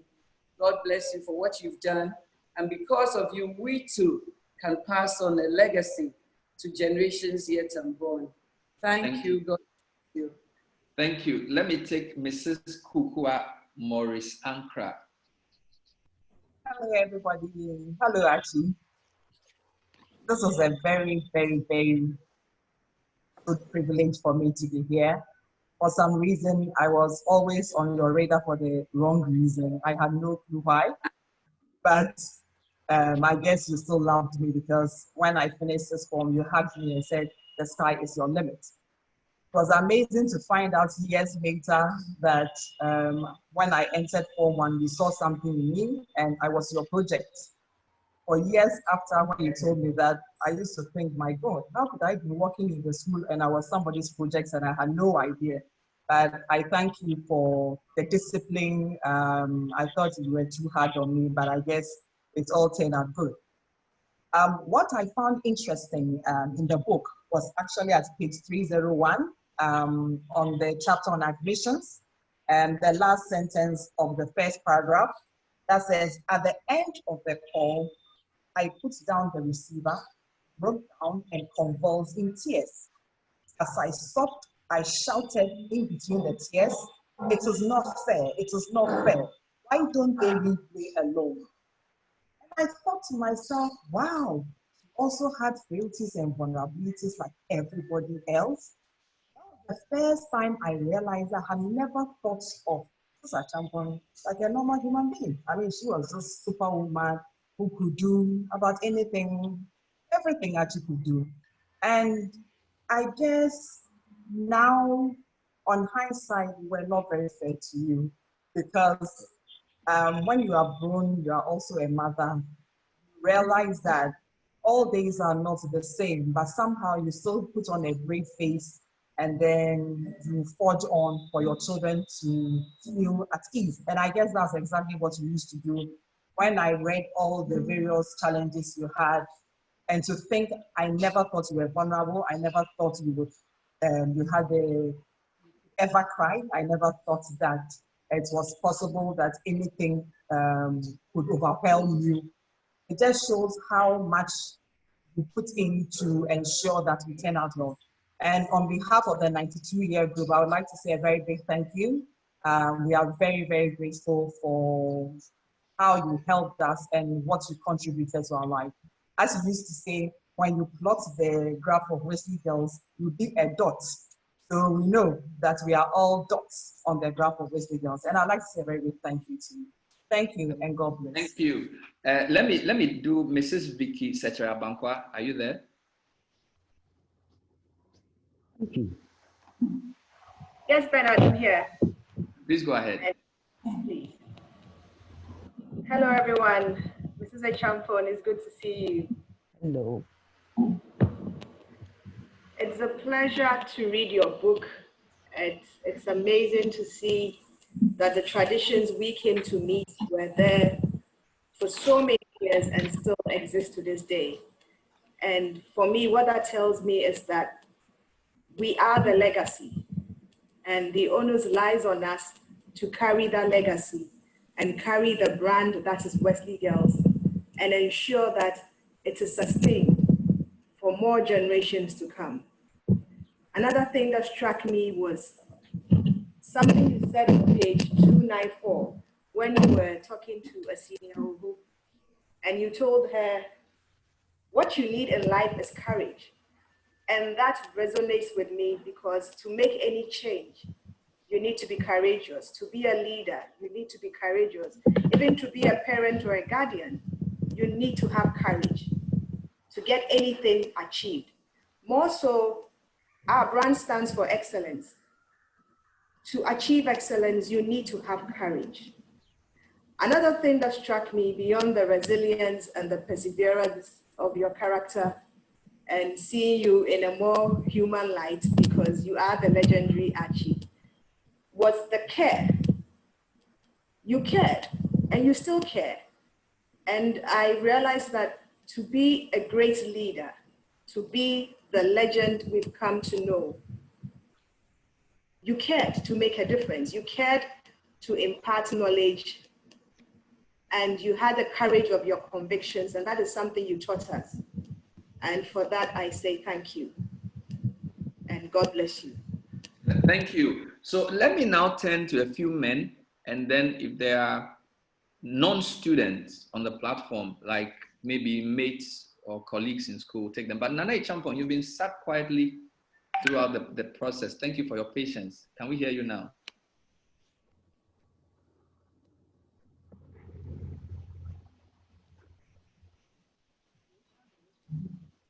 Thank you, Bernard. I mean, I'm sure you will understand with me that I'm quiet because I'm very humbled.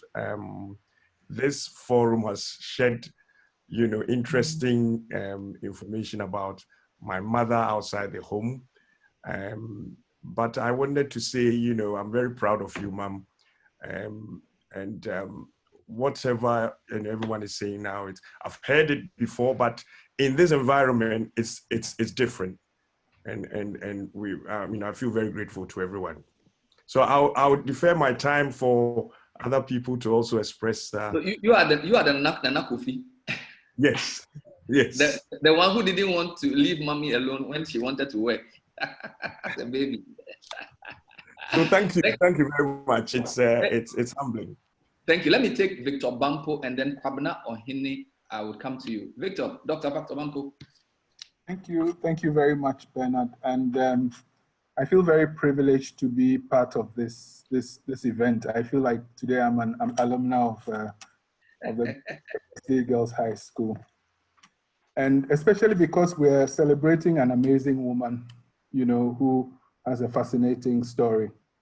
And I'm infected by the enthusiasm that everyone is showing. Like one of the previous speakers said, I must confess that since Egbert Fable introduced me to the book, I've bought more than 2 copies, and I've been spreading the joy around, because you realize that, you know that great Ghanaian people don't like to write a lot, so this is, a very nice story. I've read it twice.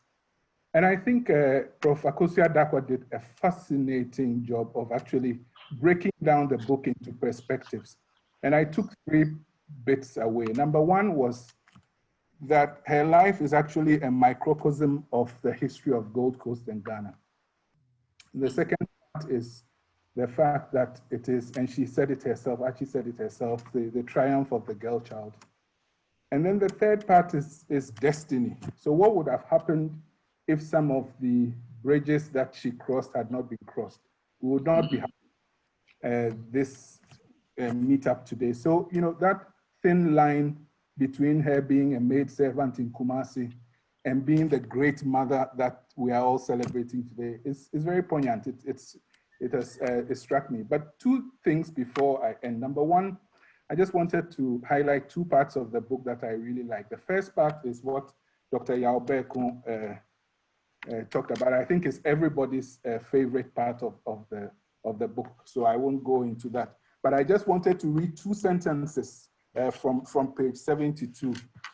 I found it very humorous, where she said, Papa asked in his characteristic authoritative tone, stammering, hey, what are you people eating? And she said, we are drinking tea. That was when she and Yao Bekun had come from Cape Coast. We replied. He said, why? You don't want to eat fufu anymore because you have been to college? We inquired. Oh, we eat fufu, all right. This is only Kameto Mpaso, a nightcap. And he said, hey, stop this nonsense. It is a waste of money, unnecessary expenses. Eat fufu. It doesn't hurt your stomach. It is a muscle or hubris. I found that really interesting.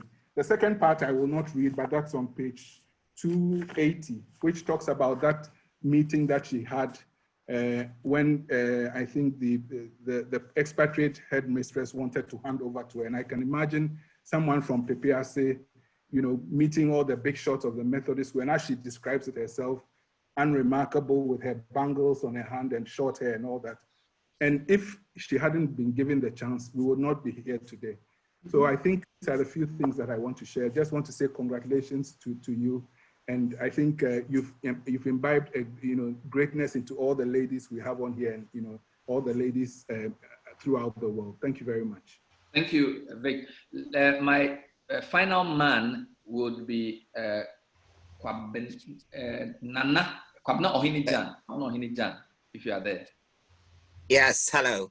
I mean, this is a great opportunity for me to say a few things.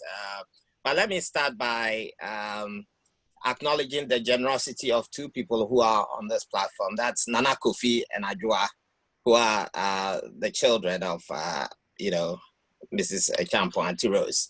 And the fact that they're so generous, they allow us to share their mother so generously. It's incredible. And over the years that I have known Auntie Rose, as I call her. She's been very generous with her time and with sharing her knowledge.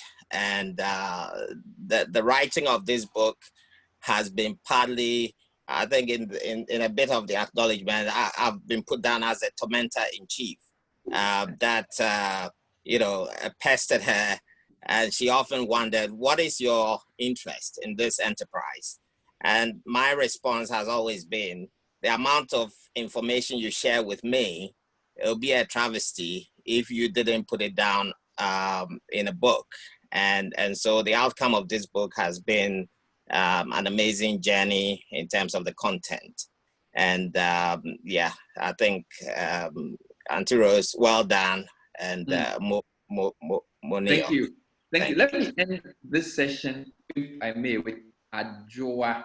And if you could just tell us a bit about being both a student and a daughter to your mom as headmistress. I'm sure that must have been something. Adjoa, if you are there.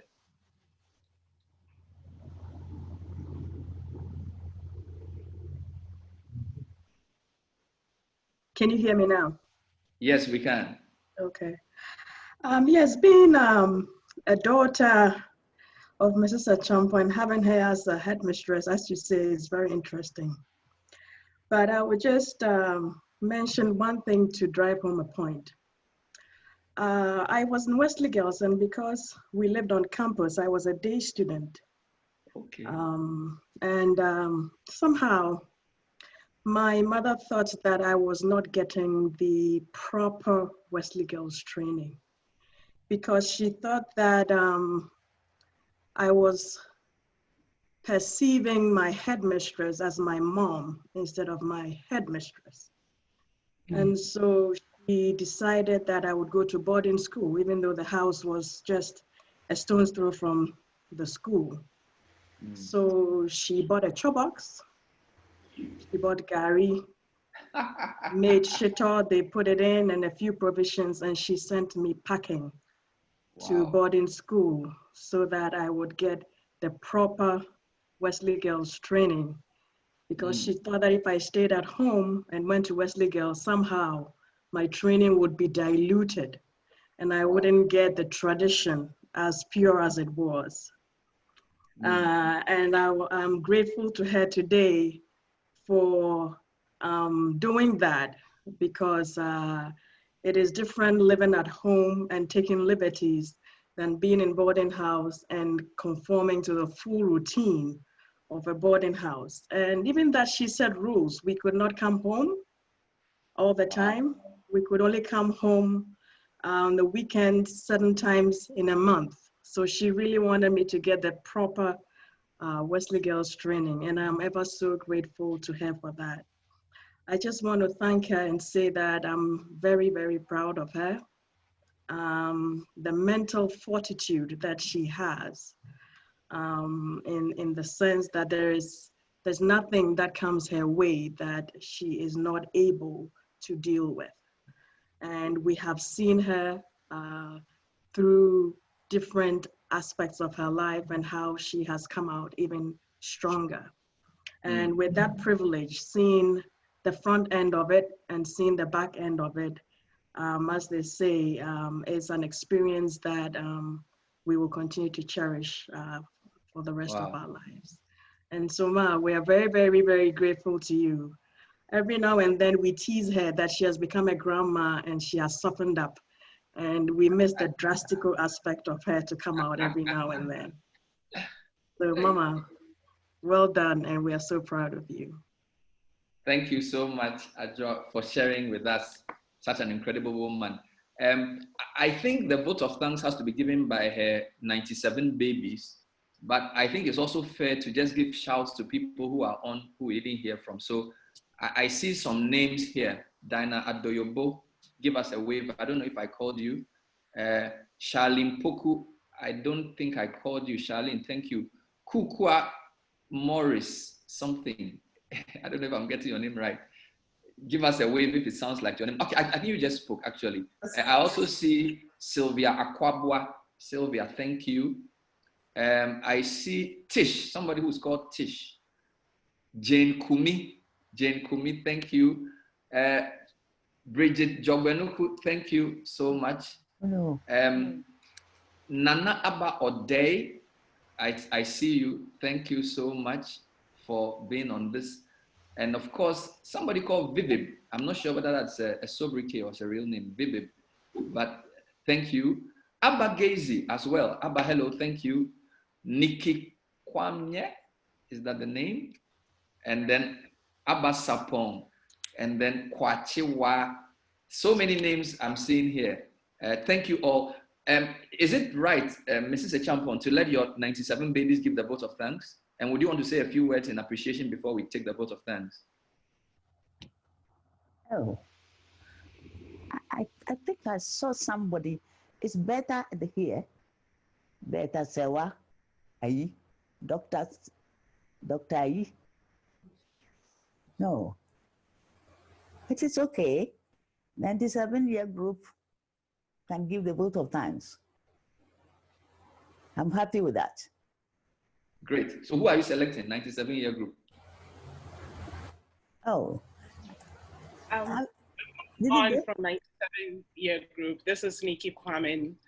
Okay. This is Acheampong. So from our class, we were the last group when the change happened from Mrs. Acheampong to Mrs. Thompson. And my year group will remember when we got the news that Mrs. Acheampong was leaving. It was the most devastating time that we have ever gone through at Wesley Girls. We did not know what we were going to do. We felt betrayed, we felt disappointed. We called her into a meet and asked her why she was going. We wanted to know if we could change her mind in any way. And I remember one thing Mrs. Acheampong told us was that we know her, we know what she's done with us, we love her, we understand her, but we have to be able to share that with the rest of the country. And that is what gave us peace, that we knew what we had was really precious. And what was happening was that we were sharing this precious thing with the rest of the country. And now with your book coming out, it's even more precious for us that the rest of the country really has this legacy to hold on to forever. And for that, we are so grateful. So thank you, thank you, thank you from the bottom of our hearts. Thank you so much. I want to yield to the publisher for a quick comment, if there's any, on how to get the book and other announcements. And whilst we do that, let me acknowledge other people. I see Elsie, I see Annabella Osei, I see Amma Echan something. Some of your names are shortcuts. I see Dr. Beta Sewa, and I also see Nimze Dennis and Irabina Mills. So Nana, if you are there, any further directions on what to do in terms of where can we get the book on and which platforms and all of those things? Thank you everyone for making this a memorable occasion. And this is greetings from Ghana National. Well, so the book globally can be obtained on Amazon. So everywhere you are in the world, on Amazon, paperback, and in Kindle. In Ghana, you can get them in bookstores, in Vidya Bookstore, Osu, Vidya Laboni, Citrus Bookstore, East Legon, which is run by an old girl. You can also get the Legon Bookstore, and then EPP Legon. And if you want to order it for delivery anywhere in Ghana, you can go to booknook.store. Booknook.store. So when you go to the site, there is a banner of the book which is rolling. So you don't struggle at all. You just click on the banner. It takes you to where you can order the book. Thank you, Glenn. Thank you. Let me sign out for the global viewers. Then I'll yield to AC and Sam from the Troublesome 93 group for your in-house discussions if the gay people want to have their own meeting, because I see comments around what you want to do for her. So we, the non-gay people, will leave after I sign out, and then the rest of you can continue with your conversations. So for those of you who've been watching us, it's been 2 hours of celebrating the work and life of the amazing Archie, Rosina Acheampong, who graced Wesley Girls as a student, a head prefect, a teacher, a head teacher, and now a legend. We thank you for being part of this publication. Go onto Amazon or Book Nook and buy the book. And till we meet again next time for her volume 2, live pure, speak true, right, wrong, honor, follow the king. Thank you. Bernard, let me butt in. I think they might want to sing their school anthem. Beautiful. That would be nice. So please go ahead. We build our school on thee, O Lord. To thee we bring our need. Thousand high, the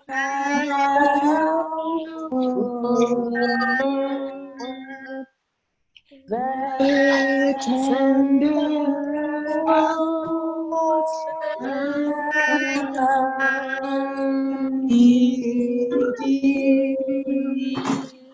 with his pray thy spirit and west our soul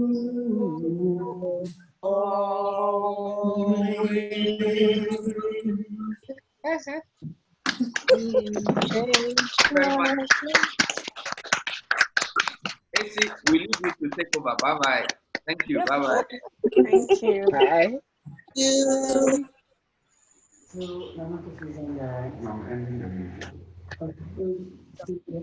Archie. Item 13. What?